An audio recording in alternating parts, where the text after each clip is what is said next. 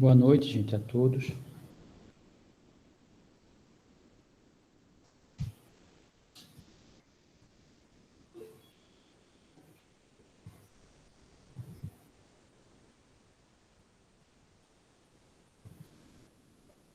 Bom, então, vamos continuar a discussão dos exercícios. No fim da aula da sexta, né? Eu conferi aquela questão da aplicação, né? E, de fato, não ia dar certo nunca, né?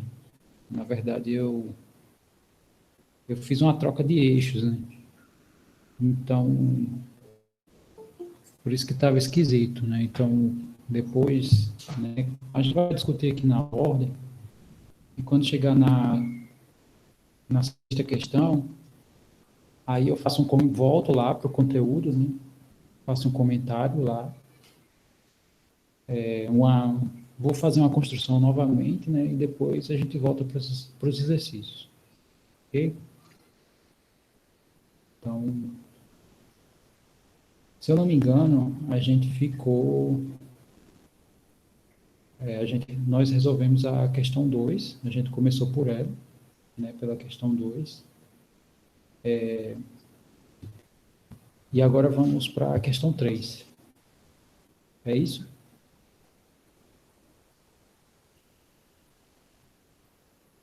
Muito bem. Vocês querem escolher algum item? Item D? Ok.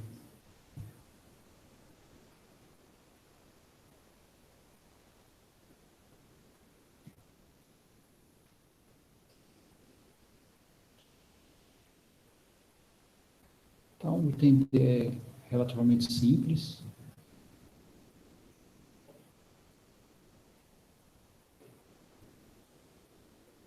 A diferença é que aqui a gente vai fazer a substituição, né, depois que encontramos a primitiva dessa função, né, mas no demais segue a mesma ideia das integrais que a gente vinha fazendo. Nós sabemos que a derivada do seno é cosseno, então a integral dá a mesma coisa que o sinal invertido. Então a integral do seno dá menos cosseno. E aqui, essa é a nossa primitiva, porém tem que fazer a substituição, né? Aqui do nosso intervalo. Então, aqui a gente simplesmente representa assim, né? Menino,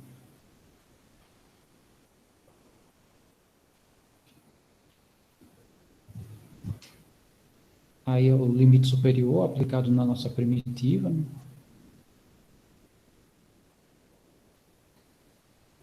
Menos o limite inferior.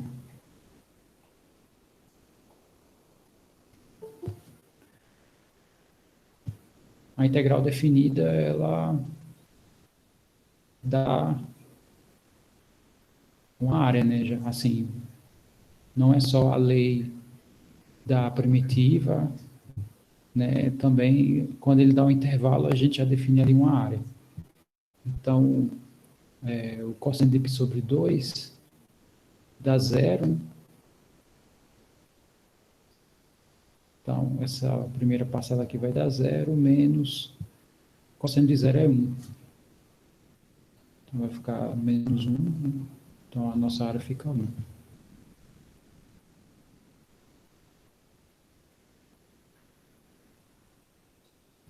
Tudo bem esse item?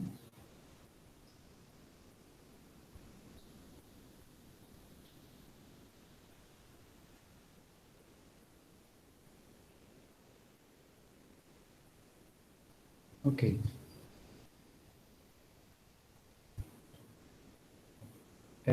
Ok, aí agora... Espera aí. Deixa eu só ver aqui a mensagem da Michelle. Ok,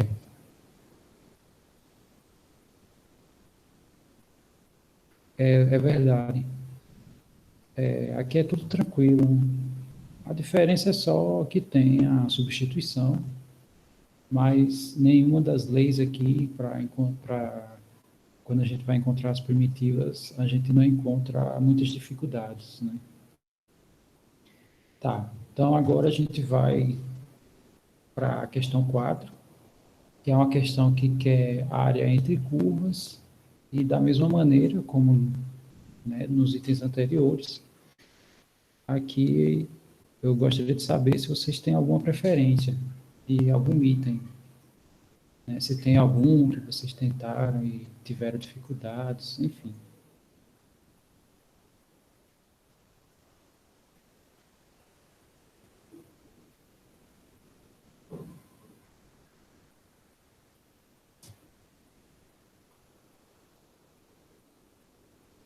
Tranquilo, né? Bom, duas pessoas colocaram D ou E, né?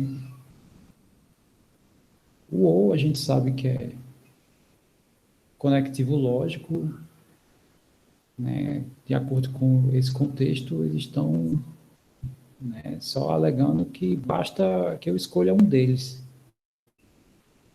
Então,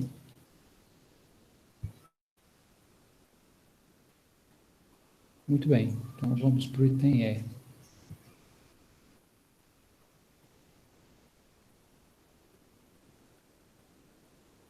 Ok, então, fazer aqui. Vamos primeiro fazer um esboço. As funções. Eu vou colocar assim. F1 como sendo seno de x.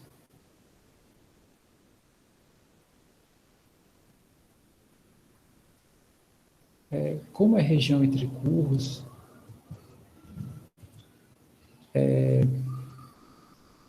eu acho melhor colocar, porque assim você esclarece os limites de tanto das curvas quanto dos pontos, né? Porque aqui a gente tem que procurar interseções, né? Então, com o esboço fica melhor, né? Você, você esclarece qual é a região que você está, de fato, calculando ali.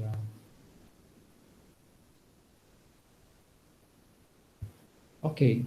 Então, nós sabemos que o gráfico da função seno,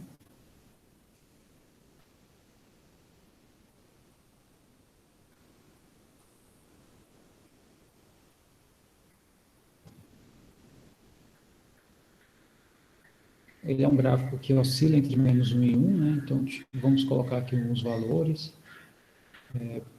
os principais, né? Π sobre 2, π, 3π sobre 2 e 2π. Seno do zero é zero, né? Bom, esses são os pontos principais, né? E a nossa curva faz isso. Em contrapartida, essa aqui, no caso, é a nossa F1, é a função seno. Em contrapartida, aqui é lógico que continua,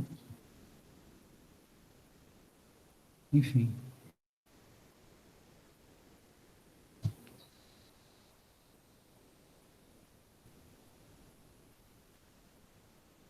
Ah, então, já substitui sim, né? Mas aí você tem que ser. Você só tem que explicar, né? Que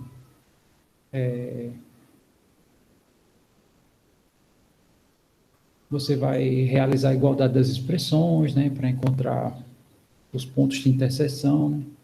A única coisa que é difícil de enxergar sem usar o gráfico é quem vai ser a função de baixo e quem vai ser a função de cima. Porque, de forma geral, a gente sabe que quando a gente tem duas curvas num determinado intervalo,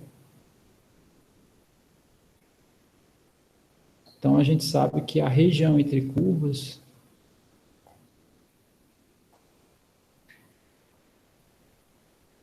é a integral, né? Aqui é o meu intervalo, da função que tem os pontos com as imagens maiores do que as de baixo, né? No caso aqui, a função f de x menos g de x. Desculpa, o contrário, g de x menos f de x.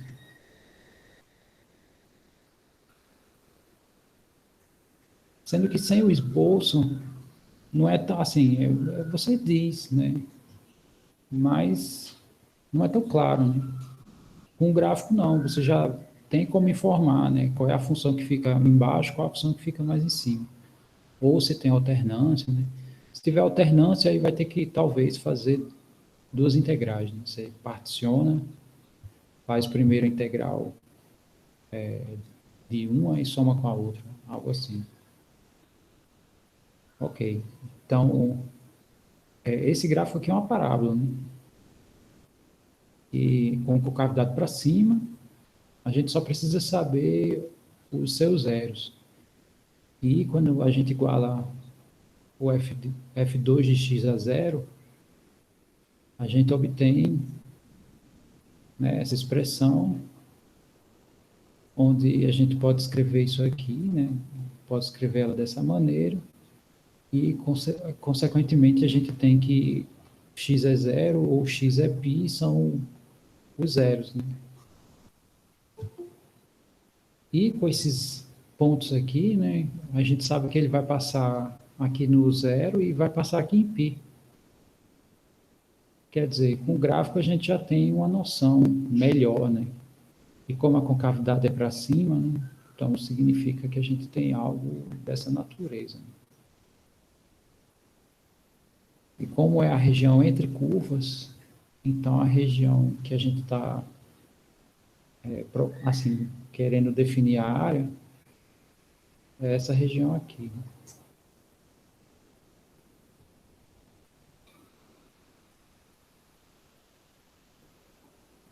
Então a área fica entre os pontos x igual a zero e x igual a π. A função que está mais embaixo é o f2 e a função que está mais no alto é f1. Aí repito, né, o ruim é justificar quem é que fica mais embaixo e quem fica mais em cima, sem a utilização do gráfico. Então, no caso, esse aqui é f2, esse aqui é f1. Então, a nossa integral vai ficar a integral de 0 a π. A função que fica mais em cima é a função seno, nesse intervalo, menos a função que fica mais embaixo é esse polinômio. Aqui eu já vou fazer a troca de sinais. E é só resolver essa integral. A necessidade é porque foi definido, né, que a região entre curvas é assim, a lei que possui a curva mais alta, né, mais acima, menos a que fica mais abaixo. Então, se eu faço essa inversão, né,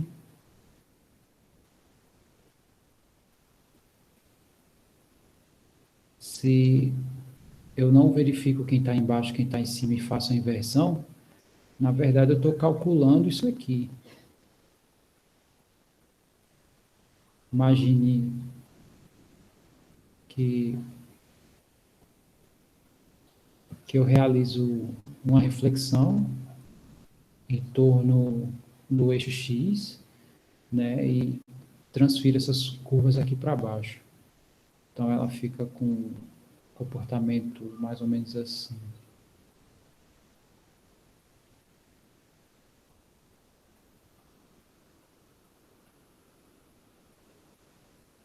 Né? Então, a troca, na verdade, você vai estar calculando essa área, ao invés dessa. É praticamente a mesma coisa, né? Porém, como ela está a mesma área. Mas aí lembre-se que o F desse ponto aqui, ele é positivo, né? porque a altura é positiva, mas se você calcular o f dessa função aqui, ela dá negativo. Então, volta aquele problema, né? Eu sei que você não consegue visualizar, né? E nessa construção, a área pode ser negativa, mas, na verdade, você pode estar calculando a área negativa, né? A não ser que você desconsidere e suponha que todas as áreas são positivas e calcule tudo em módulo. Aqui não tem essa questão do módulo. Aqui não tem. Mas, a não ser que você assuma assim e calcule tudo assim. Então, você admita que todas as áreas que serão calculadas serão sempre positivas e você aplica em módulo, né? Só tem um problema nessa história, né? Nesse contexto existe, mas é por construção, tá?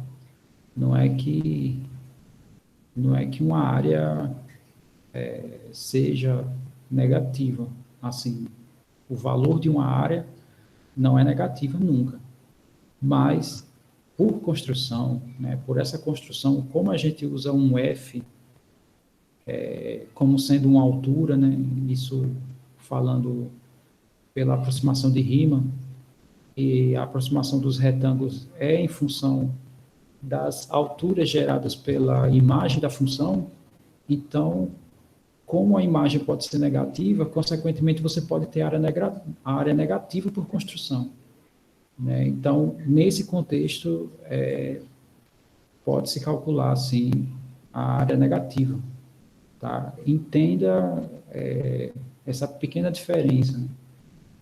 Que a construção induz a essa nova possibilidade.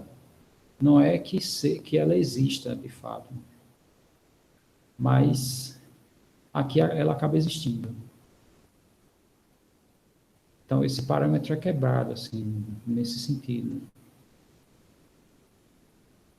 E observe, né, por exemplo, esse caso aqui que a gente vai calcular agora. A função seno, ela possui aqui uma área positiva, porque toda essa região aqui que está pintada é na parte positiva do y, né? Praticamente quem determina o sinal assim, é o y, né? Em que região ela está. Então, eu tenho aqui o eixo do x. Se a minha área estiver desse lado aqui, né? Ou seja, onde as alturas y são positivas, a minha área vai ser positiva. Se ela estiver aqui embaixo, ela vai ser negativa.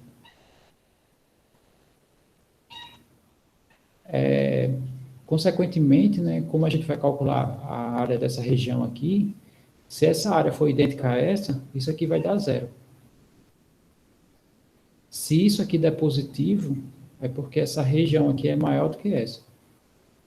E se isso aqui der negativo, é porque essa região de baixo é maior do que a de cima. É lógico que aqui eu desenhei qualquer parábola, né? Então, ficou com a impressão, né, no desenho aqui que eu fiz à mão, que a parte de baixo é maior, mas não dá para garantir, né? Quem vai garantir aqui é a nossa conta. Tá? Ficou claro isso, essa questão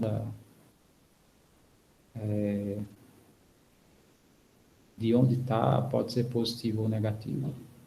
O que agora vocês podem perguntar assim, tá? E se minha área estiver aqui na parte superior, na parte positiva de y e na parte negativa do x, continua positivo também, tá? A questão é só o y mesmo, né? Não depende do x essa questão do sinal. Isso, ele depende do y. Independente de qualquer valor do x aqui, qualquer intervalo em x, se a minha área for para a parte positiva do y, a área vai ser positiva. Se a região estiver na parte negativa do y, então a área vai ser negativa. Tá, então, aqui a integral da soma, a soma das integrais, né? Então, a integral do seno dá menos cosseno, né? A derivada inverte isso, o intervalo é de 0 a π. menos, que é, no caso, esse sinal aqui, né? Essa integral é x3 sobre 3, também no intervalo de 0 a π, e aqui vai ficar π x2 sobre 2, também no intervalo de 0 a π. Aí é só substituir. É suficiente a gente fazer a discussão até aqui, ou vocês querem explorar mais essa integral?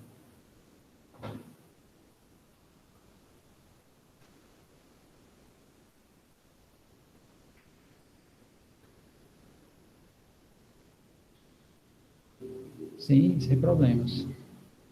Então aqui vai ficar,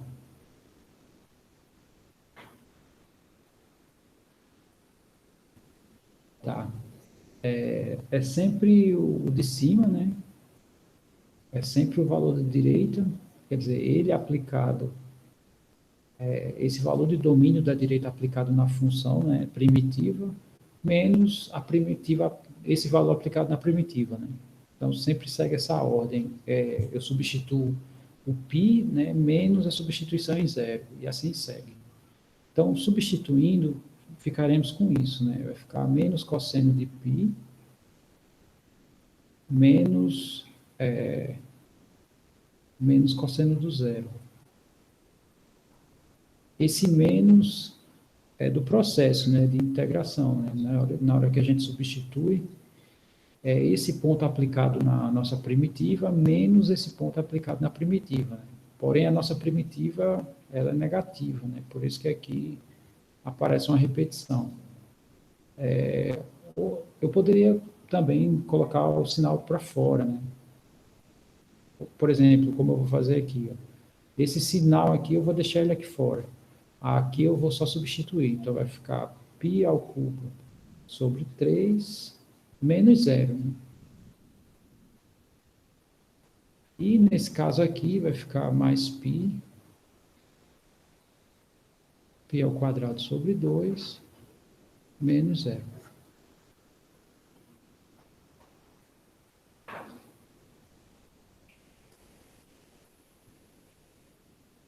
Então, cosseno de π vai dar menos 1, né? E com esse menos aqui vai ficar mais 1. Menos com menos é mais. Cosseno de zero é 1. Aqui menos π ao cubo sobre 3. E aqui, né, vai ficar mais π vezes π ao quadrado dá π ao cubo sobre 2. Então, aqui vai ficar 2 menos π ao cubo sobre 3. Aqui eu já vou adiantar. Eu vou botar 6 aqui e vou botar 2 aqui. E aqui eu vou botar 3 sobre 6 também. Então, 3π ao cubo sobre 6 menos 2π ao cubo sobre 6 vai dar só 1π ao cubo sobre 6.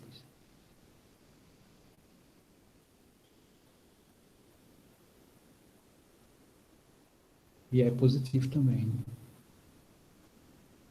Ok, então o que que isso significa, né?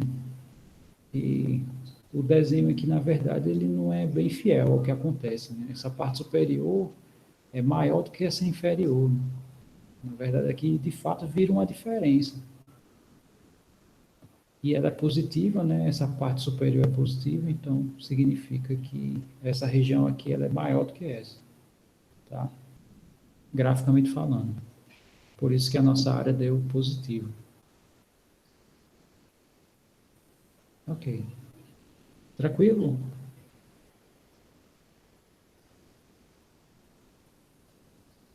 É isso. Se fizer o contrário, dá a mesma coisa com o sinal invertido, né? Tem uma propriedade que diz isso, né? Que é a integral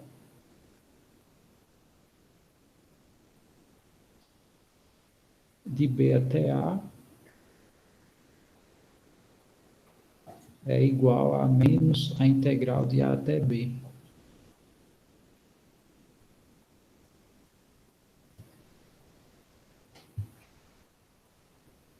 Então, né, se a gente inverte os limites de integração, né, consequentemente, a gente também vai inverter o sinal.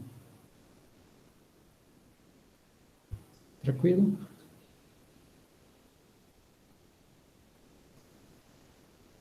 Ok. Então, também as ideias daqui são relativamente tranquilas.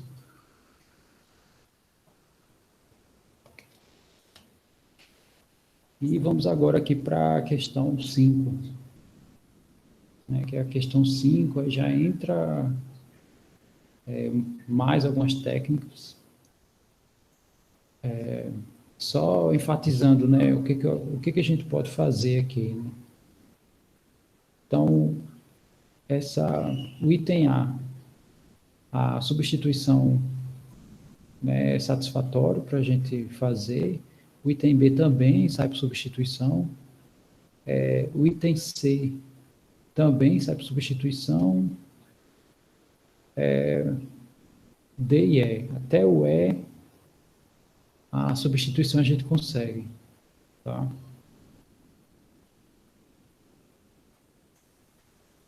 É seno de 7x, isso. Tudo isso aqui é ângulo. Né? Então, significa que é uma composta e a derivada de 7x dá 7, né? Quer dizer, ele já tem as condições ideais para aplicar o processo de substituição. F, G e H são três itens que a saída é por partes, né? E o Lucas já escolheu essa. Eu acho que a substituição ela é relativamente tranquila, né? A não ser que alguém queira, né? Mas beleza, a gente faz essa que é por partes, desculpe. Aí é isso. O item C, essa função é composta, né? Porque a nossa função é elevada a x, mas aqui não é só x, né, no expoente, é x ao quadrado. Então, é x ao quadrado dentro da exponencial. E a gente sabe que se a gente derivar x ao quadrado, dá 2x, né? Quer dizer, a gente consegue o 2x aqui. Basta multiplicar por 2 e dividir por 2, né? Então, quer dizer, eu consigo a derivada dessa função aqui externamente, né? Por isso que a substituição a gente consegue, né, realizar o processo de integração aqui. O item I é isso. O J resolve por frações parciais e o I por substituição trigonométrica. Tá? Então, sei lá, possa ser que a gente faça 3 itens, né? Assim, pegando um pouco, assim, um pouquinho de cada, né? Então, vamos fazer aqui, começar pela H, tá? E H a gente vai ter que aplicar integração por partes.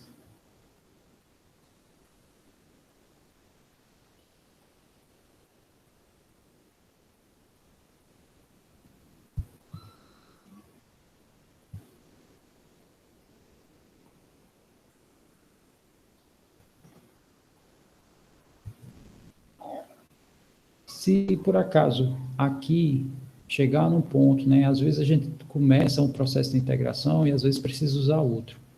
Então, se essa questão pegar 2 processos, aí, assim, a substituição acaba sendo desnecessário fazer um item só para isso. Mas caso não, aí a gente vê, né, sei lá, escolhe outro aqui. Então, aqui é a integral de 2x menos 3 vezes e elevado a 1 menos 3x dx.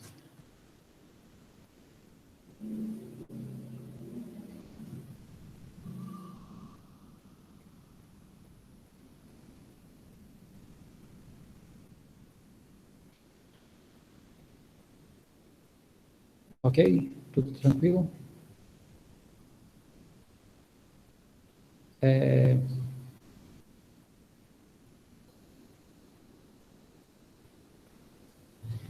Ok. Então, aqui, se a gente quiser, a gente pode até dividir aqui como eu falei, né? Na verdade, eu vou aproveitar e fazer logo tudo de uma vez. Eu acho que fica melhor. Então, deixa eu colocar aqui a técnica, né? Que é assim, a integral de UdV é igual a UV menos a integral de VDU.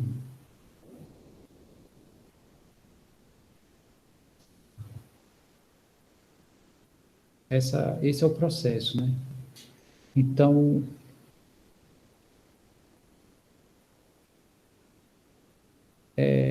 o que eu estava falando da divisão é o seguinte, né? Isso aqui a gente pode, como aqui tem um produto e tem dois termos, né? A gente podia fazer a distribuição. Aí a integral da diferença ia ser a diferença das integrais e vocês iam perceber que eu ia aplicar esse processo em uma delas, né?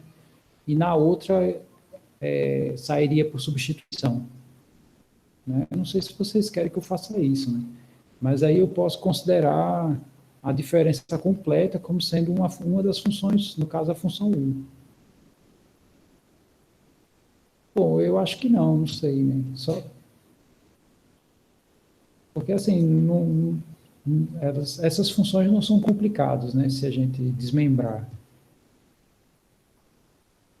Ok. Então, vamos seguir aqui o script, né? Então, primeiro, eu quero, assim, vocês vão ter que me falar, né? Quem vocês querem escolher para ser a função U. Se é, ok, já escolheram, né? 2x menos 3, consequentemente o dv é a função completa, né? No caso, no caso o resto, né? Elevado a 1 menos 3 elevado a x, quer dizer, é elevado a 1 menos 3x, né? Dx.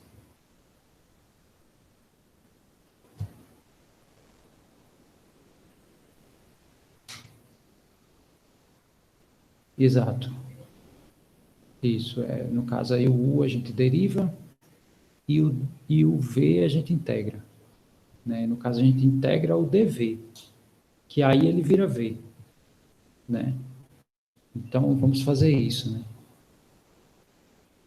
Eu vou derivar isso, vou derivar o em relação a x, e isso vai me dar 2, né? Então aqui vai ficar 2dx. E essa daqui a gente vai ter que integrar. Né? A integral de dv é o próprio v. E vai ficar, no caso, a integral de e elevado a 1 menos 3x dx.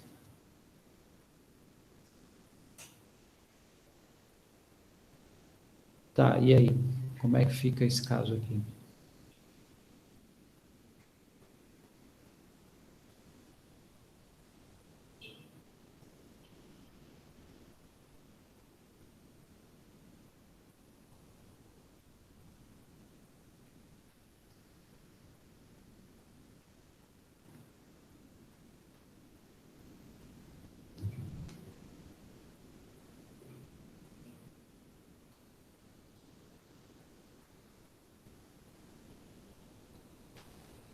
No caso, é o próprio E, se fosse.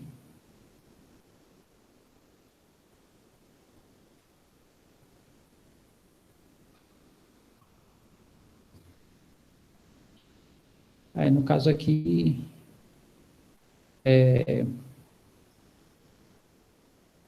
então, mas não pode ser só isso.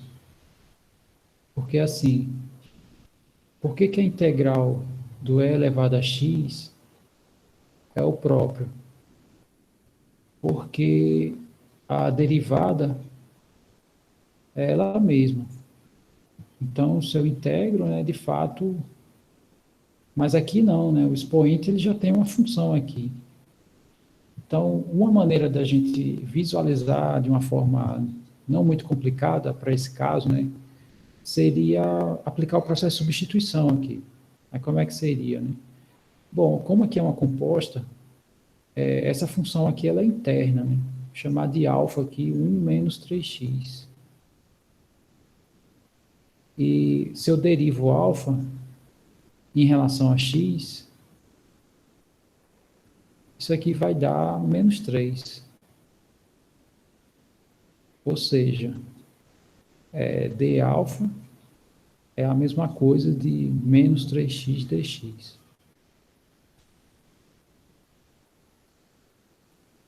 Tudo bem até aí? Todo mundo acompanhou? Esse raciocínio aí em azul é só a integral da exponencial. De fato, como ele não aparece, então a gente vai ter que fazer ele aparecer.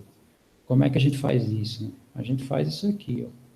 V, eu vou fazer, não sei se vocês lembram, mas as constantes, né, em relação às integrais, elas têm livre acesso. Como assim? Elas podem entrar e sair a qualquer momento da integral, né? E isso, de fato, é uma vantagem. Então, o que a gente vai fazer? A gente vai fazer isso. Eu vou aplicar menos um terço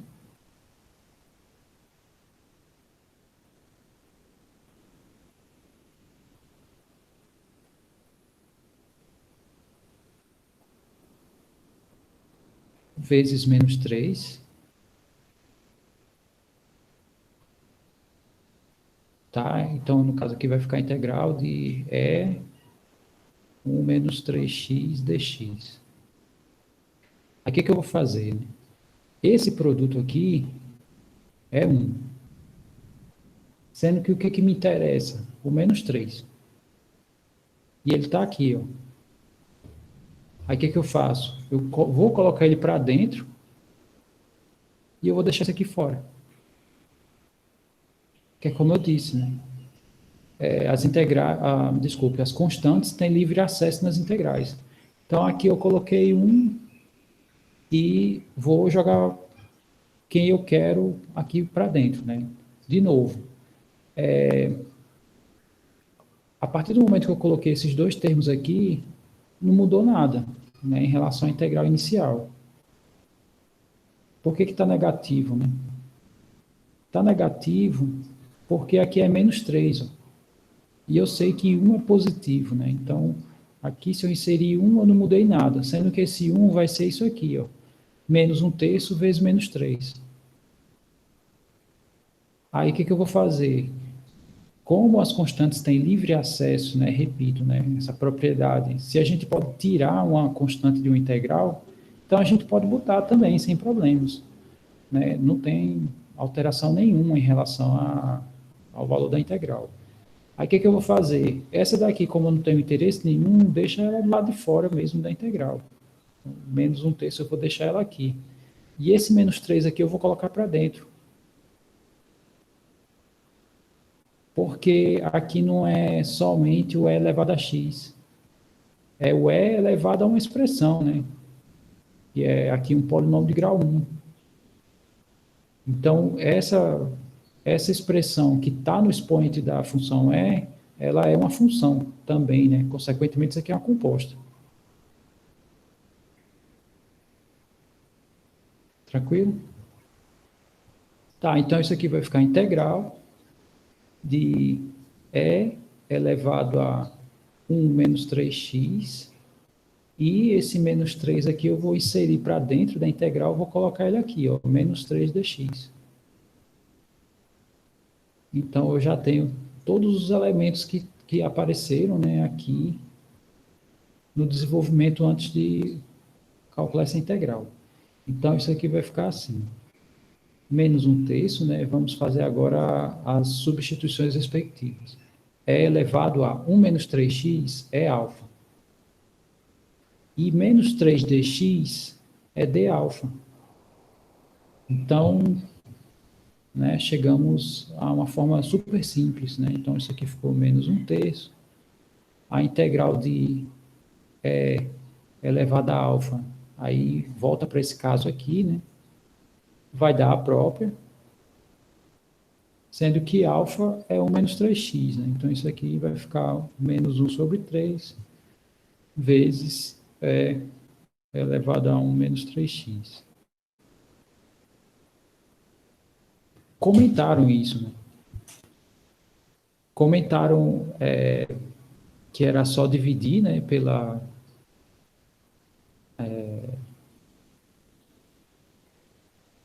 pelo valor, né, da derivada, no caso. Porém, esse é o processo que tem por trás, né? Esse processo de substituição, ele revela, né, como é que ficou o processo. Peraí, estão falando aí que não entenderam? Deixa eu só ver.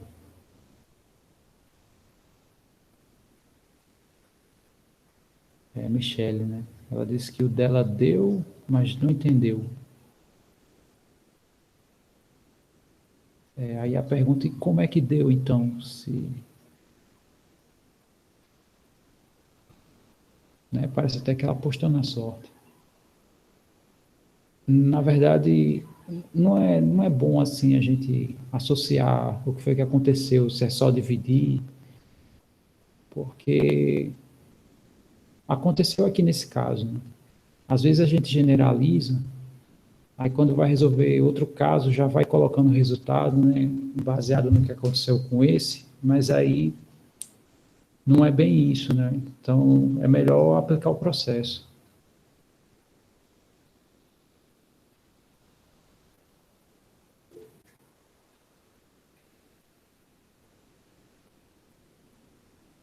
Professor, tipo, eu Pode não falar, só Michele. eu derivei o E elevado a 1 menos 3x e, tipo, depois eu peguei a derivada do U, que era menos 3. Então, tipo, eu meio que fiz uma comparação. O que falta nessa derivada aqui de V para ela ser a derivada de U, entendeu? Porque no caso ela estava sendo dividida por 3. Não sei se deu para entender. É por aí também, é um caminho possível, né? Você imaginar se a gente está procurando primitiva, né? Você quer saber Eu sempre derivo, qual. tipo, a V, aí eu vejo que falta uma V para ela se tornar derivada de U, entendeu? E completo. Sim, sim, sim. Eu sei que, assim, esse processo é mais ou menos, né? Assim, esse aqui é bem. A gente viu, né? O fundamento desse aqui. Então, assim, esse processo que você pensou e esse, apesar de aparentemente serem diferentes, mas no fim das contas são análogos, são equivalentes, tá? Você que olhou para a função e tentou imaginar qual a função que a gente ia derivar que ia dar essa. Não está errado, assim, só só assim entrando em mais detalhes, né? Em relação a como responder um caso desse, por exemplo, se fosse uma prova presencial, não tem problema nenhum, assim, você não explicar, né? Você simplesmente colocar lá, né? Porque no presencial, muitas vezes, a gente, né, após uma aula, né, tem como você me justificar ali e tal. Esse formato remoto é um pouquinho diferente, né? Você tem que explicar mais, acaba tendo que explicar mais, né? Porque quanto mais assim você explica, melhor eu entendo a sua cabeça, né?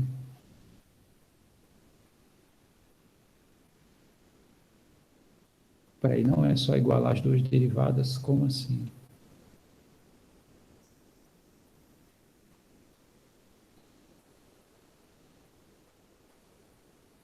me perdi agora. Igualar como?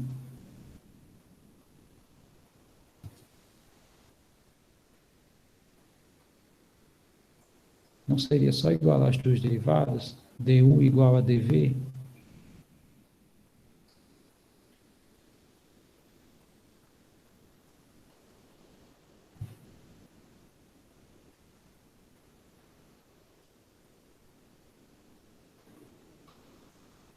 Tá, eu quero uma derivada em função de u. Ok.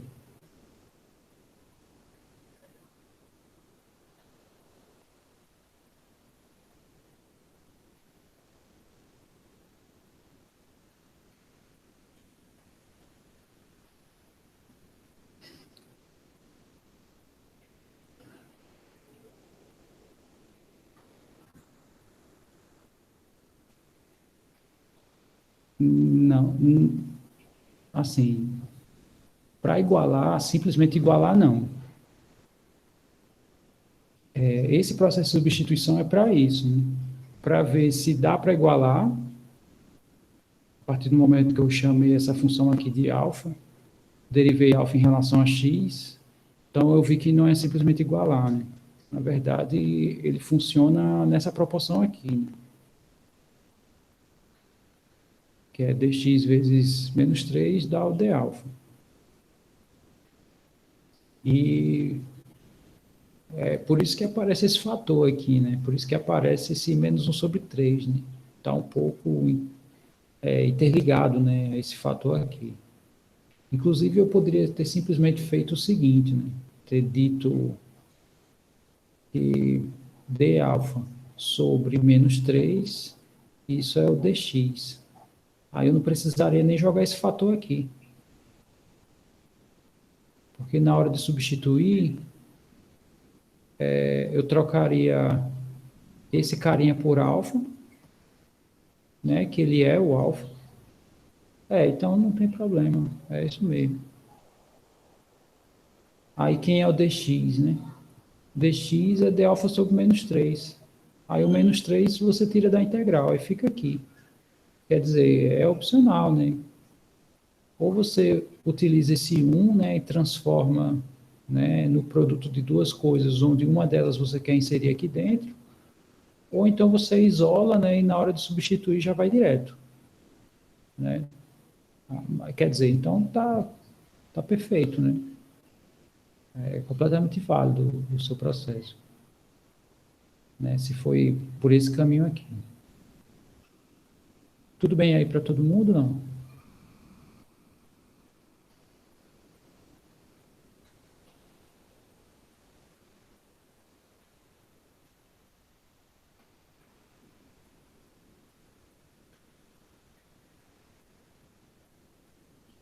Ok. Então, já temos as funções, né? Vou só escrever aqui. V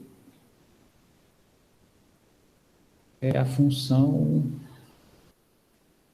menos um terço vezes elevado a 1 menos 3x.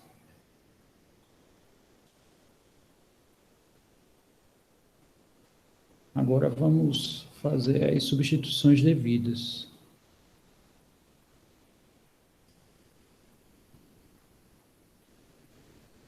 Então, aqui a nossa integral ficou assim, né?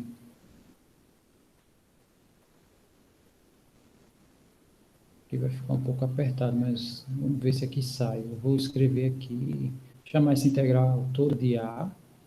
Tá? Então, A vai ser igual a... Aí eu vou escrever só isso aqui, tá? O V, essa estrutura todinha é o dv, né?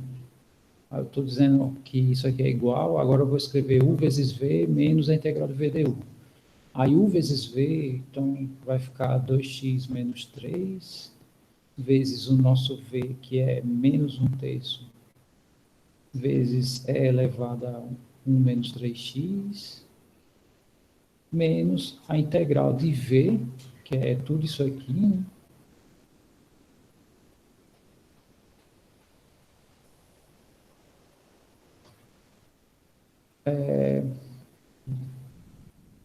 Du.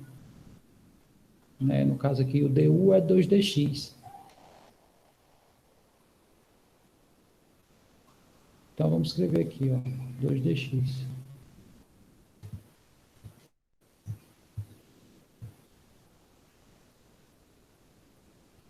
E a gente já tem o valor disso, né?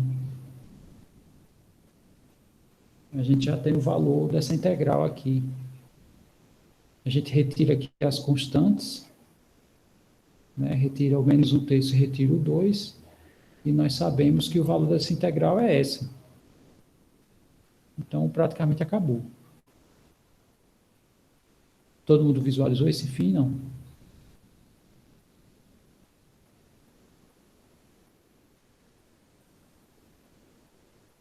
Né?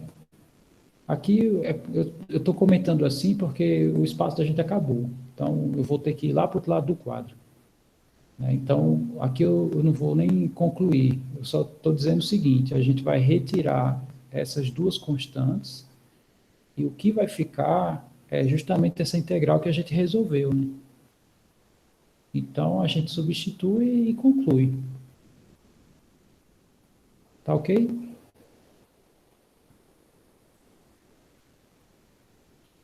Ok, então aí fica. Vou deixar para vocês, tá? Concluírem essa integral. A gente vai partir para a próxima. Muito bem. Vocês querem que eu faça agora aí ou a Jota?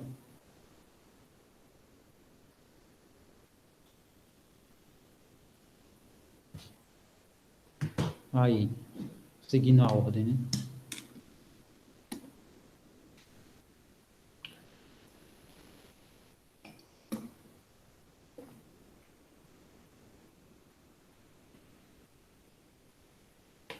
Não, no caso, essa pergunta que eu fiz foi só na ordem. Eu perguntei para fazer agora. Se, se o pessoal ia seguir ou se ia querer inverter a ordem. Mas aí o pessoal resolveu seguir, Então, vamos só observar aquelas dicas que foram dadas nas integrais por substituição. Aqui é x ao quadrado menos a ao quadrado. É mais ou menos a estrutura disso aqui que está dentro do parênteses.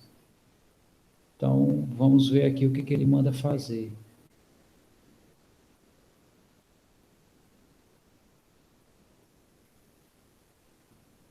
Então, a estrutura é desse tipo gama, né, que é x ao quadrado menos um número ao quadrado. Aí ele manda fazer isso, né?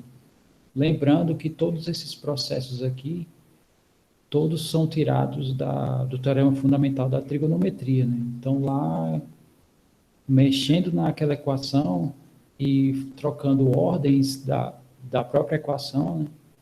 Eles determinaram lá os melhores valores a se fazer substituições. Então, aquela estrutura da raiz é uma dessa. Então, eu vou aplicar isso, né? A gente vai trocar o x por a vezes a secante de 1. Então, vamos escrever aqui. É a questão 5, letra I. É a integral da raiz de x2 menos 25 sobre x. Aí, né, só repetindo lá a dica, né? Se a minha estrutura tem esse formato, né, x2 menos a2, faça o x como sendo a vezes a secante de u. É assim que ele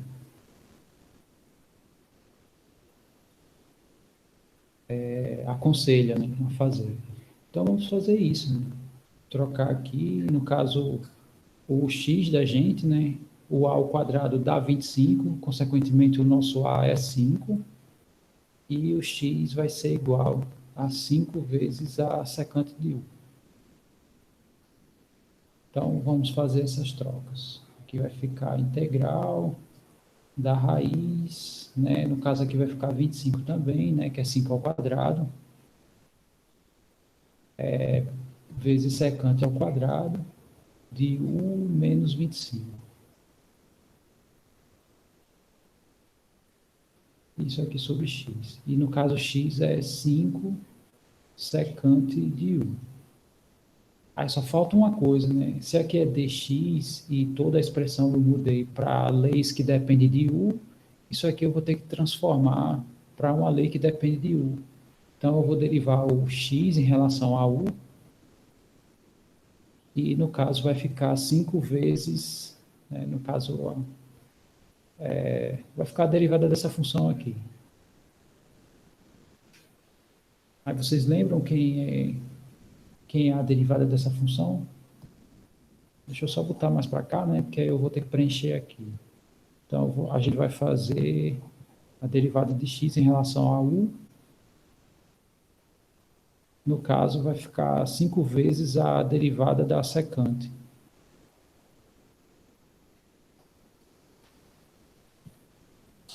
Enquanto vocês me dizem, né, quanto é que dá isso, eu vou só ler. Tem uma pergunta aqui para.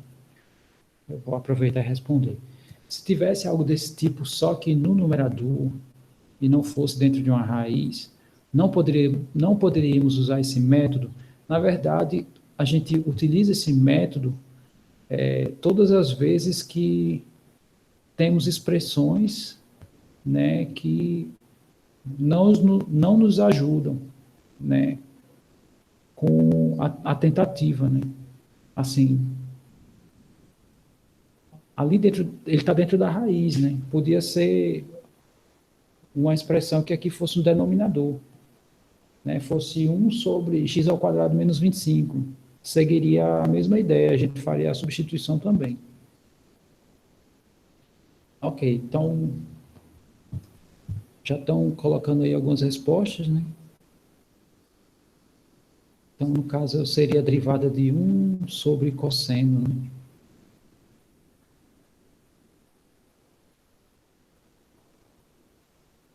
Ximaria, o povo já está com fome.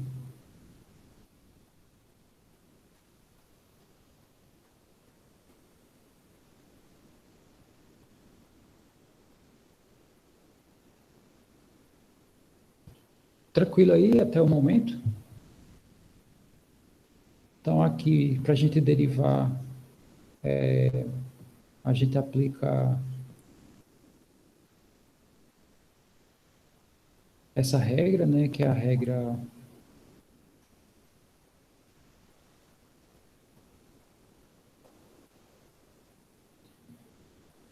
aqui deriva a primeira, aqui deriva a segunda, né? Aqui a primeira derivada, isso aqui vai zerar, então vai ficar menos derivada do cosseno dá menos seno,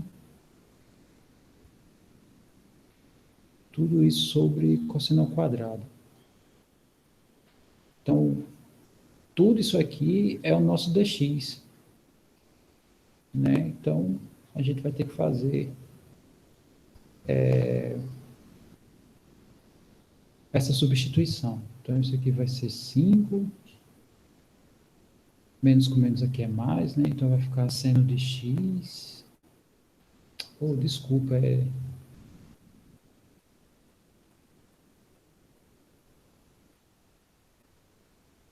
desculpa, aqui é u. Aqui é u, foi mal. Que eu reservei x, mas na verdade aqui tudo é u.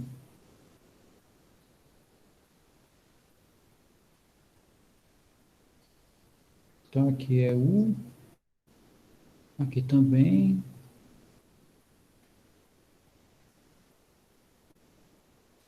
Então, na verdade, aqui é seno de u sobre cosseno ao quadrado de u du.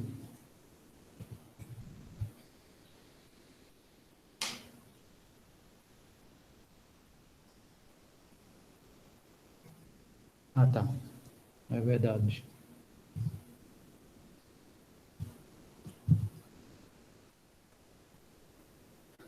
Muito bem.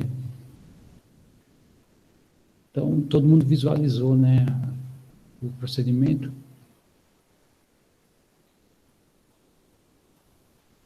Ok. Então, vamos colocar algumas coisas para fora e dificulta um pouco aqui a visualização, né, do processo. Então, por exemplo, esse 25 aqui, eu posso colocar em evidência, consequentemente ele tem raiz, e essa raiz é uma constante que eu posso tirar da integral, né? No caso, ficaria 5. Sendo que aqui tem um 5 também, né? 5 vezes 5, que dá 25, então a gente pode tirar 25 para fora da integral. Todo mundo visualizou esse 25 que saiu, né? Então aqui vai ficar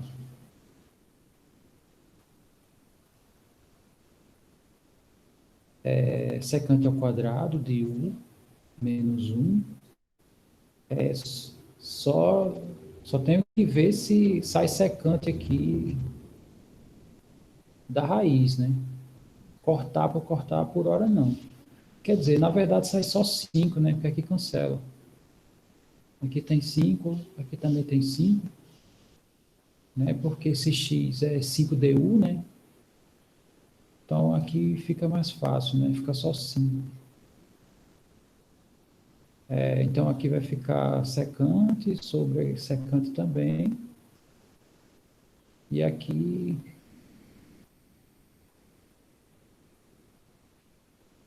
bom, vou escrever aqui, vamos ver uma maneira de simplificar essas coisas, né? Primeiro vamos mexer aqui um pouquinho, vou fazer aqui em vermelho a parte. O 5 está aqui, ó. É porque cancelou esse 5 aqui com esse, ó, a raiz de 25 que saiu, né? Ficou só isso aqui, ó.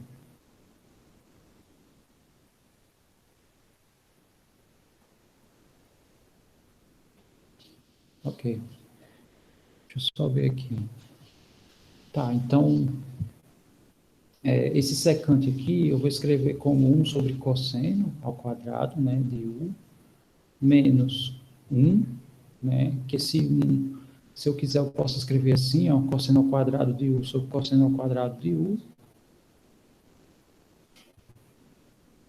Isso aqui é a mesma coisa disso aqui, tá? Eu só estou fazendo aqui a parte para não ficar muito lotado aqui de informações. Isso aqui a gente pode escrever assim, né? 1 menos cosseno ao quadrado de U sobre cosseno ao quadrado de U, né? E nós sabemos que seno ao quadrado de U mais cosseno ao quadrado de U é 1. Se eu passo esse cosseno ao quadrado para o outro lado, então significa isso aqui é 1 menos cosseno ao quadrado. Ou seja, esse numerador é seno ao quadrado, esse denominador é cosseno ao quadrado, né? Então a gente tem isso aqui.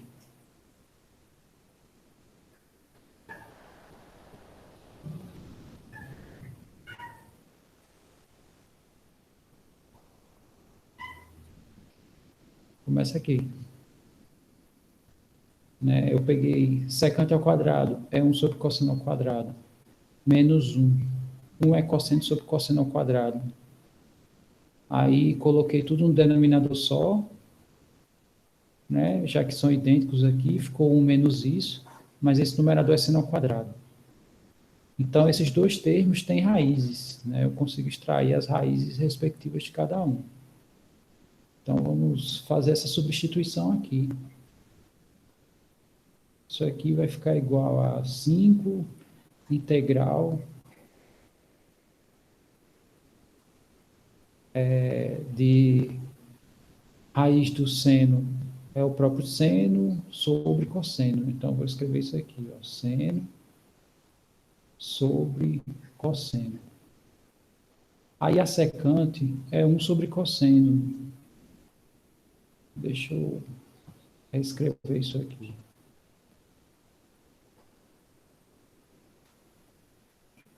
Então, é assim. A raiz disso vai dar seno sobre cosseno.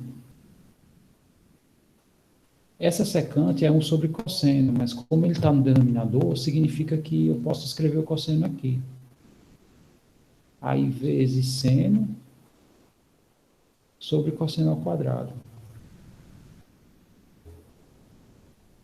Bom, então vamos cancelar o que dá aí, né? Então, aqui vai ficar...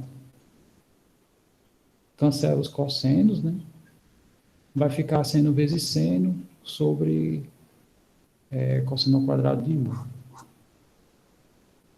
Então, aqui vai ficar 5 integral de seno ao quadrado de U sobre cosseno ao quadrado de U, du.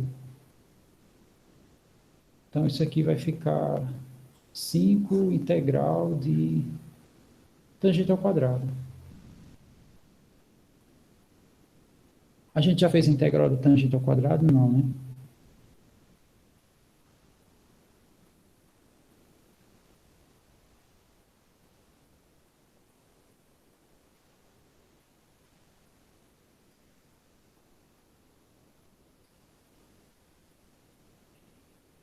Na verdade, a ideia é por aqui. Como a gente fez uma coisa bem semelhante, eu acho que a gente não vai demorar muito. Eu acho que o que vai fazer demorar é porque depois tem que fazer a substituição de volta, né? Mas, enfim, vamos lá, né? Então, a ideia é a seguinte: como a gente já fez uma semelhante, né, vocês vão visualizar. Eu vou chamar tudo isso aqui de I, aí eu vou só fazer essa integral, né? Depois que eu multiplico por 5. Então, essa integral eu vou resolver assim, ó. Eu vou fazer seno de U vezes seno de U sobre cosseno ao quadrado de U du. Aí, deixa eu só ver se essa... Não, aqui não apliquei. Eu apliquei só a substituição trigonométrica. Então, o processo que a gente vai aplicar vai ser esse, né? Integral de UdV vai ser UV menos a integral de VDU, aqui. Então, o que é que eu vou fazer? Vou chamar essa primeira função aqui... Vixe, aqui tem U, né? Então, não é legal. Bom, vou ter que mudar aqui. Então, eu vou escrever assim.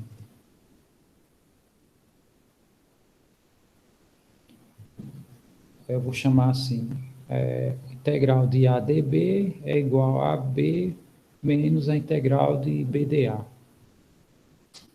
Tá? Só para, já que aqui eu já estou usando o U, aí, para não ter confusão, né, eu vou chamar dessa maneira. Então, essa primeira parte aqui é A. Essa daqui vai ser dB. Aí, o que a gente precisa encontrar? Né? O dA e o B. Então, vamos fazer isso. Né? Se A é igual a seno de U, aí eu vou derivar A em relação a U. A derivada do seno é cosseno. Consequentemente, dA é cosseno de U du. Agora, vamos para essa integral aqui, né? Então, dB, no caso a derivada do B, né? É tudo isso, né? Seno de U sobre cosseno ao quadrado de U du. Aí eu vou integrar dos dois lados, né? Aqui e aqui. Consequentemente, né? Isso aqui vai dar B igual a essa integral. Sendo que essa integral a gente pode aplicar o processo de substituição. Por quê? Porque esse denominador é uma composta.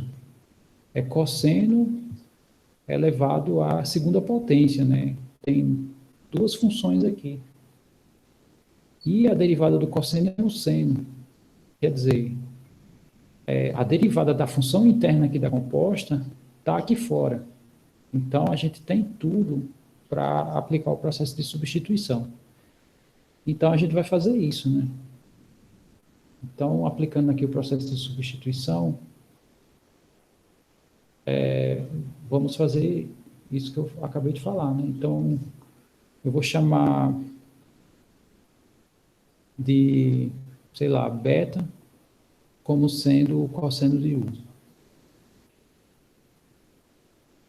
Então, a derivada do beta vai ser a derivada do cosseno, que é menos seno de U. Como essa derivada é em relação a U, então aqui vai ficar du. Ok, então praticamente tem tudo aqui, né? Vai ficar assim, ó. Vou só dizer, né, escrever o seguinte: se desculpe, d beta é isso, então menos d beta é o seno de U du. Agora vamos fazer as substituições devidas, né? Aqui vai ficar a integral de cosseno de U é beta. Como está ao quadrado, então vai ficar beta ao quadrado. E no numerador vai ficar menos d beta, né? Que é seno de U du. Está aqui, ó. Ok, então essa integral vai ficar menos a integral de d beta sobre beta ao quadrado, né? Então, nós sabemos que essa integral aqui é beta ao quadrado, quer dizer, beta elevado a menos 2, né? Aí a gente aplica o processo dos polinômios, né? Soma 1, e aqui também faz isso, né? Aqui vai ficar menos 1, e aqui também vai ficar menos 1, ou seja, vai ficar menos 1 sobre beta. Porém, o beta é cosseno de U. Então, isso aqui é menos 1 sobre cosseno de U. Ok, então, eu acho que já temos todo mundo, né? Deixa eu só ver. Tem o A, tem o DA, tem o DB e tem o B, né? Isso aqui é meu B, que é menos 1 cosseno de U. Então, vamos aplicar aqui o processo, né? Já que a gente já tem todo mundo. Então, aplicando o processo, a gente vai ficar com A seno de U vezes B menos 1 sobre cosseno de U. Né? Então,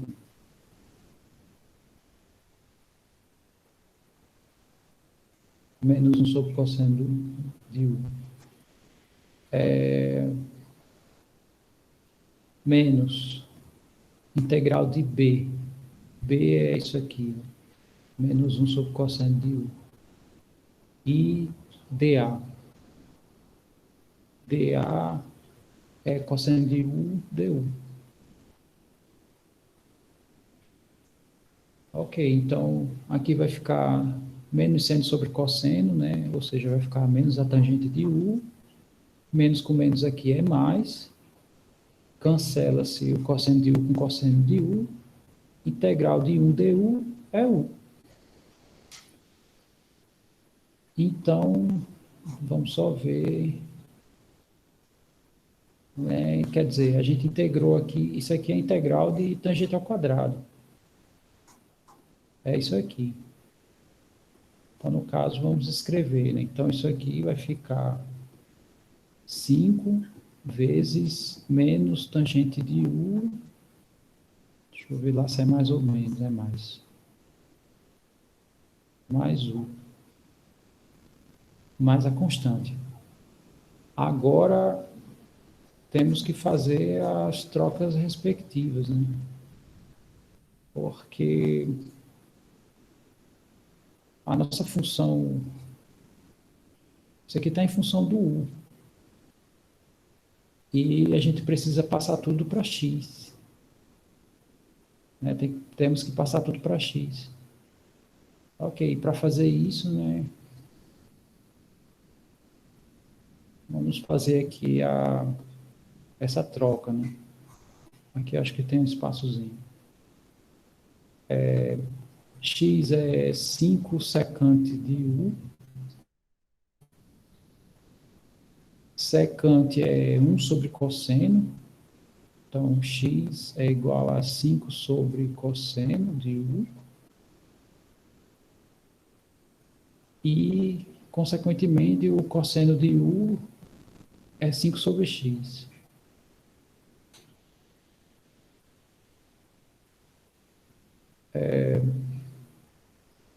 Ok. Aí o que que nós sabemos, né? Que o cosseno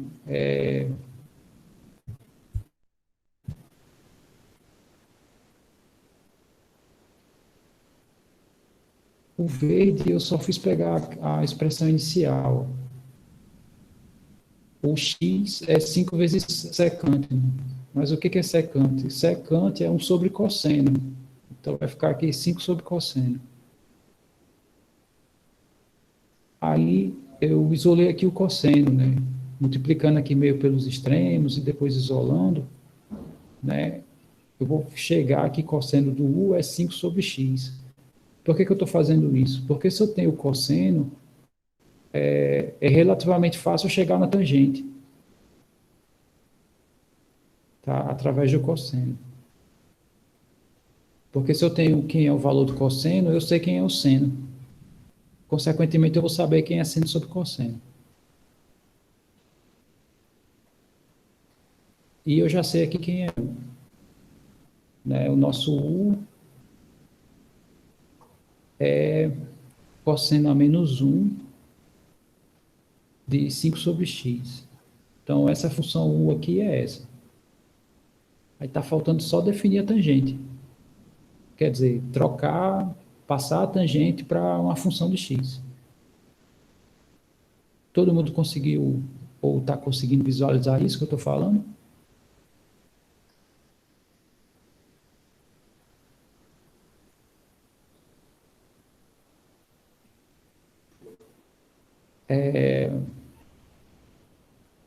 Alguém pediu a voz?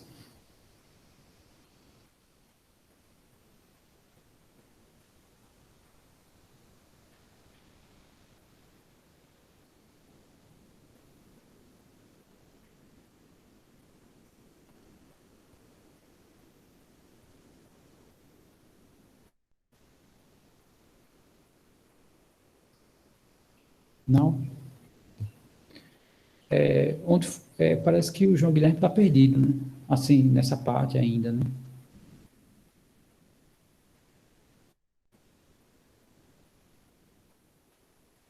Ou não?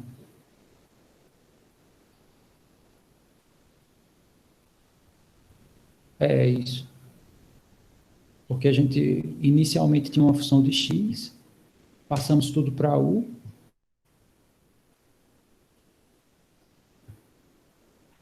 porque esse processo aqui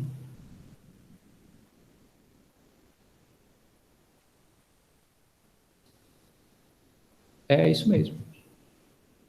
A variável inicial é x. Temos que voltar para x. É isso. A gente chegou aqui no resultado. Só falta fazer a conversão de volta. Então, beleza, já encontramos aqui essa função de u. Está faltando só a tangente. Então, o que que a gente sabe, né? Que seno ao quadrado de u mais cosseno ao quadrado de u dá 1. Eu tenho o valor do cosseno, né? Então, eu sou capaz de achar o seno. Então, nós vamos chegar nisso, né? Que cosseno de u, na verdade, o seno de u, né? O seno de u nada mais é do que a raiz de 1 menos cosseno ao quadrado de u. Isso aqui é quando a gente usa o teorema fundamental, né? Sendo que aí o que, que a gente sabe, né? Que o cosseno de u é 5 sobre x. Então, se a gente substituir aqui, isso aqui vai ficar a raiz de 1 menos 5 sobre x. Ou seja, isso aqui vai ficar x menos 5 sobre x. E isso aqui é o nosso seno. É isso aqui. E o nosso cosseno é 5 sobre x. Quer dizer, a nossa expressão vai ficar assim, né? 5 que multiplica menos o seno, que é essa raiz, sobre o cosseno, que é 5 sobre x. Eu vou botar como produto, tá? Aqui o espaço está apertado, né? Então, se eu botar como produto, é verdade. Então, aqui, rapaz, então tem que ajeitar. Obrigado, Michel. Aqui, no caso, é 25 sobre x ao quadrado. Aqui é 25 sobre x ao quadrado. Consequentemente, aqui vai ser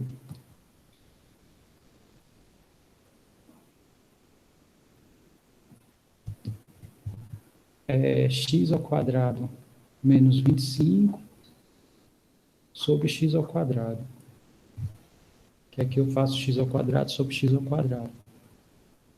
Ok, então isso aqui vai ficar, né, esse x ao quadrado aqui tem a raiz, então eu vou tirar da raiz. Aqui vai ficar x ao quadrado menos 25. Esse 1 sobre x é a raiz que eu tirei daqui do x ao quadrado. E como está sobre cosseno, né, vai ficar invertido, né, vai ficar x sobre 5. Quer dizer, aqui cancela, cancela, o 5 cancela também. Aí fica mais u que essa função aqui, né? Caramba, aqui está muito poluído.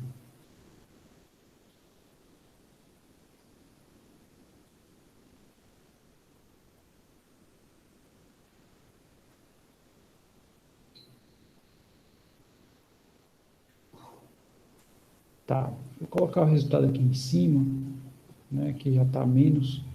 Então, o nosso resultado vai ser menos raiz de 20, x ao quadrado menos 25, mais cosseno ao menos 1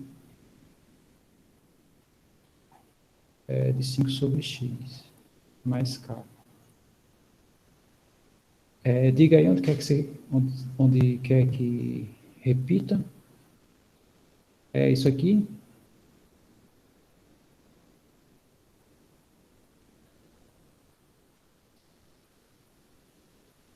Na verdade, é isso aqui, né?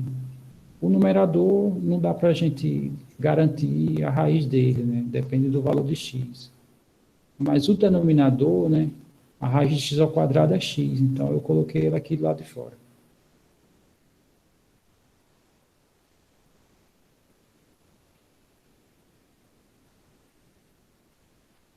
Tranquilo? Deu para enxergar? E o x sobre 5 é porque... O que é tangente, né? O resultado final está aqui, ó. Está aqui o resultado final.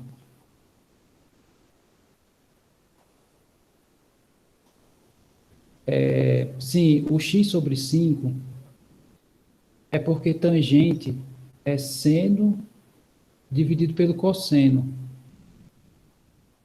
Sendo que esse cosseno aqui, fica ruim eu escrever um denominador aqui, né? Então eu escrevi como produto. E a gente sabe que para a gente escrever como produto, basta inverter. Então eu inverti aqui, né? Ficou x no numerador, 5 no denominador, então quer dizer, isso aqui é equivalente a dividir por 5 sobre x. Tudo bem?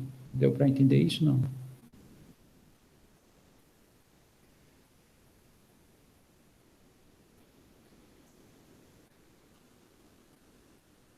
Aí a gente fez os cancelamentos devidos, né? Então ficou essa expressão aqui. Obrigado a você. Ok. Na verdade, se eu soubesse que essa questão ia pegar tantas técnicas, né? Ela já era suficiente, né? Aqui já pegou substituição, né, por partes e substituição trigonométrica. Mas, enfim, né?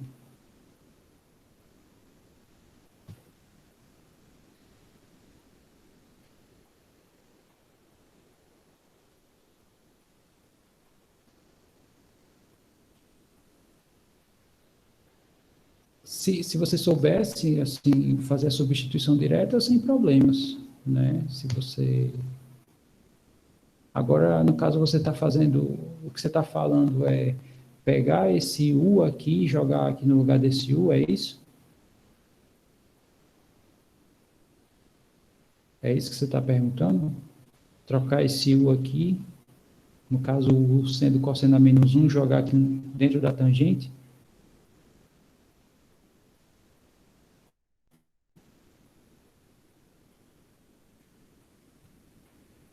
Na verdade, o resultado não ficaria isso, né? Não ficaria isso aqui. Porque tangente de um cosseno a menos 1 não faz tanto sentido do que essa expressão aqui. Aqui é porque não tem outra saída, né? Para isolar a trigonométrica, tem que usar os arcos mesmo. Na verdade, é isso que eu estou falando, né? Tem algumas maneiras que não são usuais. Então, essa maneira de você escrever tangente de um cosseno a menos 1, isso não é usual. Você não vai encontrar isso em livro nenhum. Você encontra, sim, assim, um arco cosseno isolado, você encontra. Agora, uma função aplicada num arco, não, aí não se aplica, né? Porque aí vira essas funções raízes, né? Quando você faz usa o teorema fundamental da trigonometria, né? Porque se, assim, esse pensamento do João, se de fato fosse tradição, a gente não usava o teorema fundamental da trigonometria, né? Já esse A menos 1 quer dizer isso, é arcosseno, né? É a função inversa do cosseno. Não. Então aqui eu vou escrever mesmo. Então, aqui é arco, cosseno, mas de fato, agora que eu visualizei, né, a ideia dele, realmente parecia que não era, né? Parecia que era só um denominador. Mesmo assim, ainda não é usual. Não se utiliza uma função trigonométrica como sendo um ângulo de outra trigonométrica, né?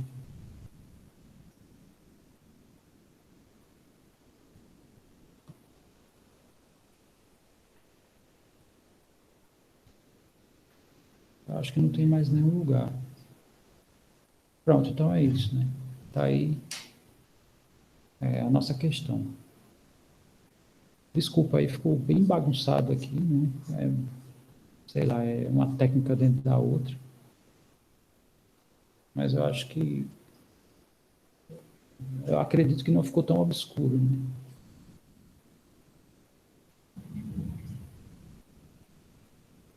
Ok. Então,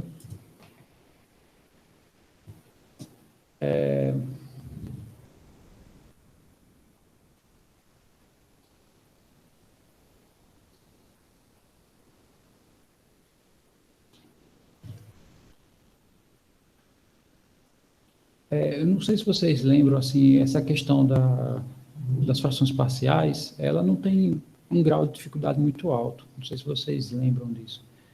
Eu estou falando isso, né, assim, só por questão de tempo mesmo. Eu queria pular essa J e se, por exemplo, for rápido o item 6, e se vocês quiserem, assim, no sentido de não tiverem problema em estender um pouquinho mais, aí eu volto e faço a J. Tem problema?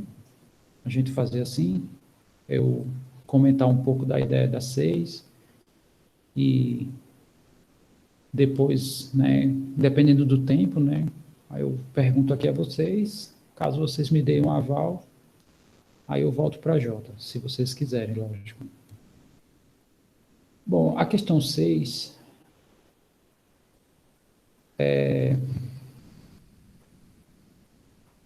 como eu comentei rapidamente no início, né, desse encontro, a maneira como eu estava fazendo, né, como eu comecei a explorar a, essa questão da integração por revolução, estava incorreto. né? Inclusive, né, quando terminou a aula, eu peguei o papel, eu fiz uma rascunhada, dei uma rascunhada, eu já fui vendo onde é que estava errado. E também já consegui visualizar, né, a pergunta do Felipe, né? Ele tinha questionado, né, a questão da posição do quadrado. Então, já matei aí dois com uma porrada só. Então, a ideia é o seguinte, ó, imagine aqui um ponto A qualquer. E esse A suponha que eu tenho uma função que ele só gere uma imagem. Então, é uma função que só tem um ponto, tá? Isso que eu estou falando é a nível de construção mesmo, tá? Então, suponha que aqui é um ponto B, né? Então, o F do A é o B. E imagine que eu vou fazer a rotação desse segmento, tá? Essa altura aqui é o F do A, que é o B. Então, se eu faço a rotação dele, a gente não vai ter o volume, a gente vai ter uma simples área, né? Que aqui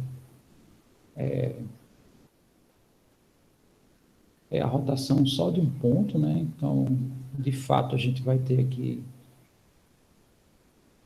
a área de uma circunferência, né? E essa área aqui, pelo que a gente já conhece, né, anteriormente, é π vezes o raio, que no caso é b, que no caso é f ao quadrado do a. Né? O b é o f ao quadrado do a. Então, na verdade, eu estava girando nos eixos errados. Né? Eu estava girando nesse sentido, considerando que a expressão dependia de x, né, quando girava assim, mas na verdade não, é assim. O giro é esse, né? Não é esse. Todo mundo entendeu, né? Esse primeiro caso aqui simples.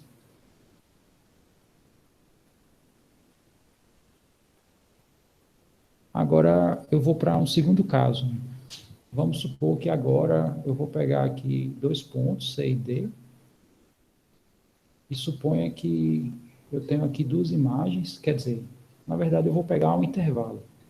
Suponha que eu tenho uma função constante agora, tá? Inclusive a função g de x, vou dizer que não vou usar b não. Eu vou botar aqui mais alto, tá? Vamos supor que a imagem do C está aqui, a do D também, e de qualquer ponto aqui entre eles. Né? Então, eu tenho aqui uma função constante. Tá, então, eu tenho isso daqui. Nós sabemos que essa área aqui, né, suponha que esse ponto aqui é o ponto E. Então, o g de x é E para x pertencente ao intervalo CD. Então, significa que se eu calculo essa integral aqui, né, eu vou ter essa área.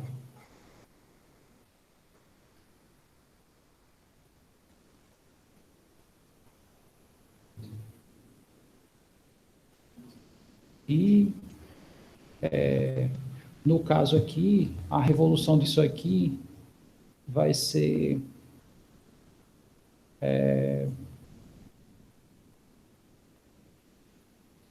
no caso eu já vou ter o volume, né?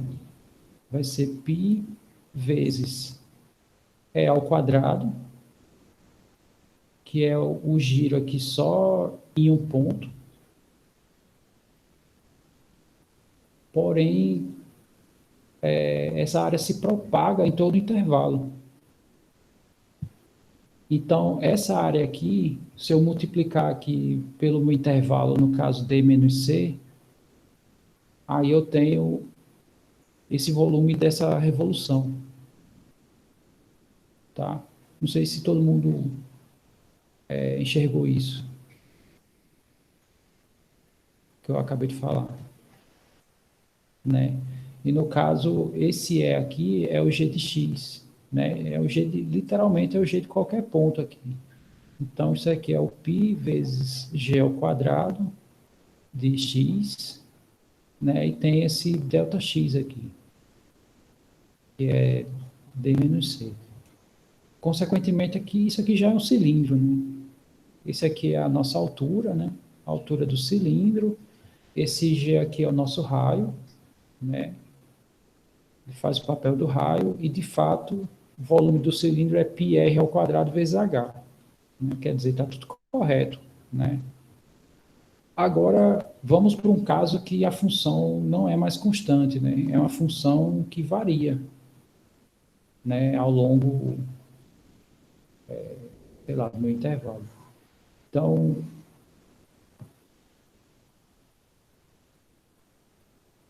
sei lá, vamos pegar aqui uma função qualquer. Aí eu vou pegar só uma seção aqui, vou fazer só uma rotação de uma seção. Não, aqui no caso é R ao quadrado, né?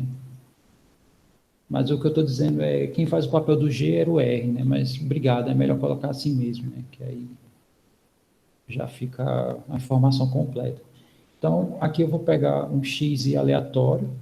Esse xi possui essa altura, vamos chamar essa função aqui de h, né? Então, aqui, essa altura aqui é o h de xi. Aí eu vou aproximar a minha função a uma reta, né? Um pedaço de função constante aqui, tá? Estou aproximando a minha curva a isso. Então, vou fazer a rotação só desse pedacinho aqui. Consequentemente, eu vou ter aqui, né, só o giro de um pedaço. Que é como se eu tivesse aqui, sei lá, particionado isso aqui em vários retângulos, né? E eu estou fazendo o giro só em um deles, por enquanto. Então, como é que fica, né, baseado em tudo que a gente já falou anteriormente, como é que ficaria esse pedaço, né?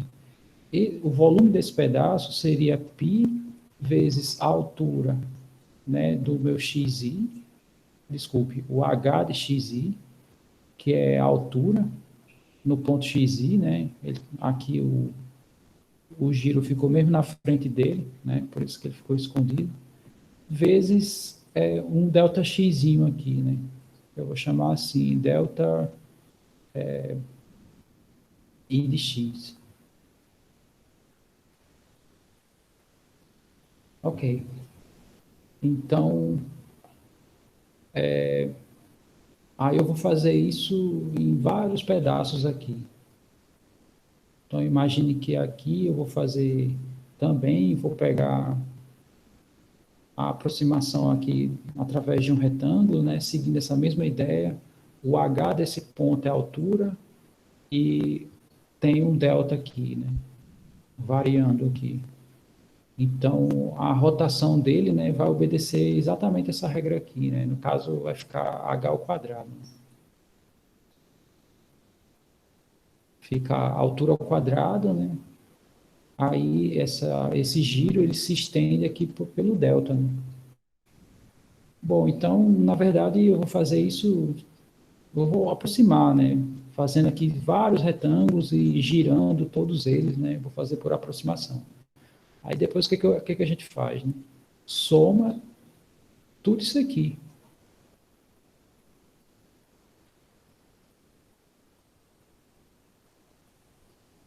Eu não sei quantos retângulos são, né? Vamos supor que aqui tem um primeiro retângulo, né? Até um último. Então, sei lá, eu faço variar desde o primeiro até o último, a rotação de todos, né? Aqui, essa equação aqui está girando todos os retângulos, né? E como aqui a gente girou só um e viu como é que ficava, né? Então, de fato, vai ficar com essa expressão aqui. Ok, então isso aqui seria uma aproximação, né, de um volume por revolução, né? Isso aqui é a aproximação do volume.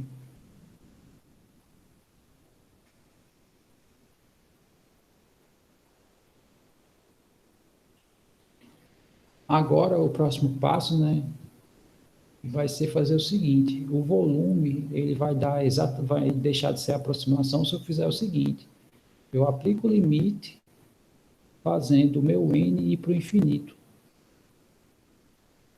Porque quem é meu N? Né? Meu N seria a quantidade de retângulos que tem aqui, né? No giro, né? De todos eles. Seriam N retângulos girando. Né? Quando eu faço N indo para o infinito, né? Significa que esse ΔX aqui está indo para zero. Porque eu estou passando de N para infinitos retângulos, né? Então, para ter infinitos retângulos, né? O ΔX tem que ser o mínimo possível, né? Consequentemente, ele tem que ir para zero. Então, quando eu faço esse limite aqui,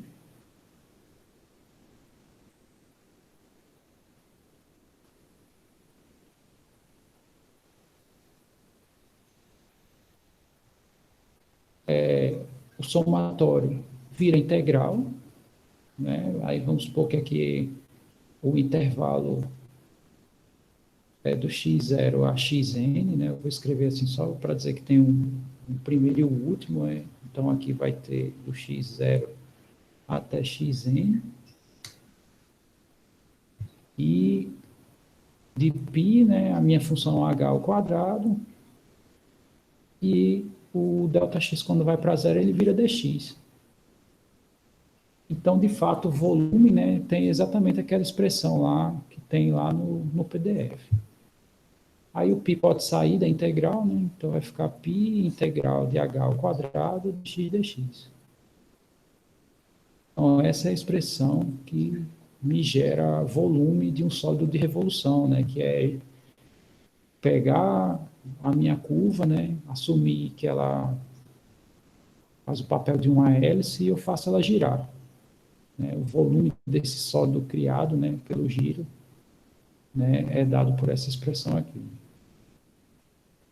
Eu sei que eu falei um pouco rápido, inclusive, mas gostaria que vocês me dissessem se ficou claro.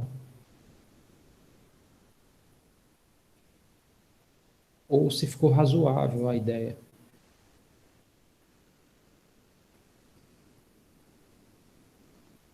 Ok. Eu falei também um pouco rápido porque ele parece um pouco com a ideia da integral inicial, né? Aquela que é a ideia da integral, né? Pegar vários retângulos, né? E fazer as suas bases indo para zero, né? Consequentemente, tendo infinitos retângulos. A diferença é que eu estou girando eles, né? Quer dizer, é o mesmo princípio. A diferença é que faz uma coisa a mais. Isso. Diga aí, João Guilherme.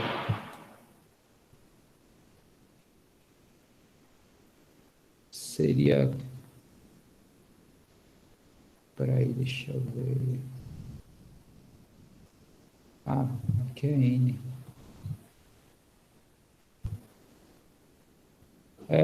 Exatamente, né? Baseado nas sumas de rima. Sim, então, só fazendo um dos itens aqui, né? Vou pegar esse y igual a x ao quadrado, né? Só para. Não, aqui eu estou dizendo o seguinte: a minha função começa de um x0 e vai até um xn. Né? Só isso, é só para dizer que ela é definida aqui no intervalo. É Aí porque eu tô... no somatório tá igual a 1 ali. Começa. Mas é porque aqui essa contagem é diferente, né? Essa contagem aqui não é mais no intervalo, e sim AI igual a 1, né? Então, mas esse igual a 1 normalmente é um carinha aqui no meio. Né? Aí não tem aqui o ΔX, né? Aí ele vai de um x0 até x1. Enfim, deixa eu colocar aqui. Isso não faz assim. É lógico que faz diferença sim quando, né, a gente já tem as funções e está definindo para calcular de verdade. Né? Aqui não, aqui como a gente está mais aberto, então eu vou colocar x1, né, só por, né, tanto faz aqui. Ok, então vamos pegar aqui só um caso, só para a gente fechar, né? Sim, de novo, x ao quadrado, intervalo de 1 a 3. Então, aqui o volume, né, da revolução disso vai ser π integral de x ao quadrado, né? dx no intervalo de 1 a 3. Aí o processo é simples, né? Aqui vai ficar x à quarta, quando a gente integra, fica x à quinta sobre 5, no intervalo de 1 a 3, e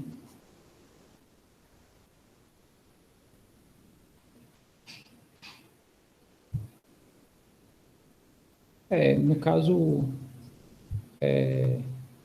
não precisa provar, né?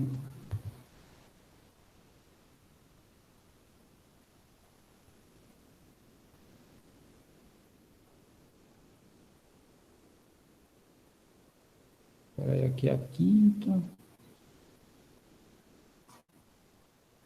menos 1 quinta,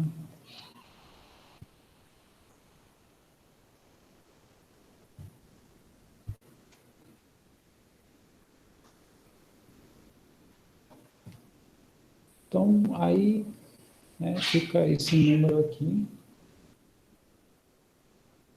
que no caso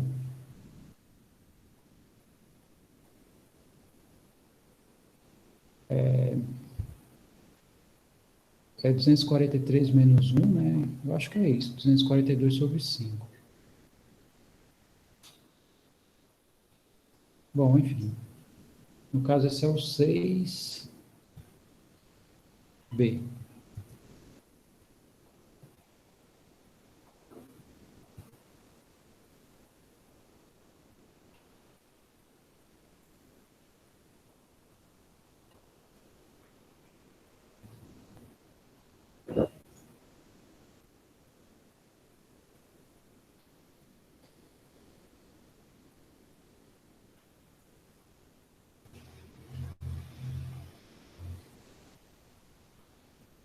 Na verdade, peraí, as, o comprimento de circunferência que é 2πr, isso aqui é comprimento. A área é πr ao quadrado. Então, a gente partiu do princípio da área, né? Peguei esse raio aqui e fiz um giro. Foi a primeira coisa. Depois eu peguei esse plano aqui e fiz o giro. Por último, eu fiz aproximações de retângulos fazendo o giro, já que eu tinha noção de como é que ia funcionar. Consequentemente, é só o π mesmo. Tá? Aqui não entra o 2π, não. Ficou claro essas ideias finais, apesar de ter visto, né, um pouco, eu não diria atropelado, mas não tão cadenciado, tranquilo, né? Tá, agora eu preciso perguntar para vocês qual é o dia que vocês acham melhor, até que horário, vamos dizer assim, até que dia e que horário vocês acham melhor que eu coloque atividade. Aqui eu vou encerrar, porque eu vou só tirar dúvidas e fazer.